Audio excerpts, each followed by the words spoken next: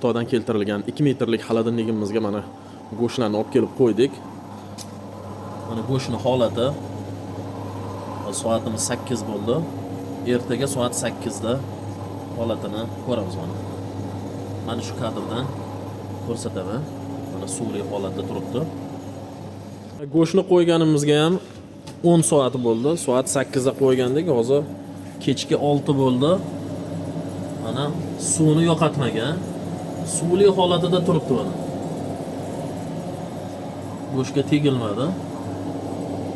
Endi ertaga soat 8 da 24 soat bo'ladi.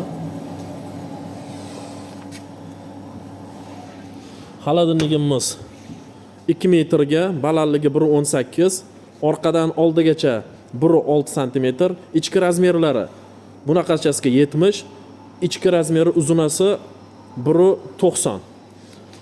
Xo'p, orqa ko'rinishlari, tumbalar bor, ichki mahsulotlar solgani, hamma yo'g'i nержавейка, ichi ham kattagina. Mana go'shtni qo'yganimizga 24 soat bo'ldi. Go'sht holati yaxshi, 24 soatga saqlab berishi zo'r. Sinovdan o'tdi.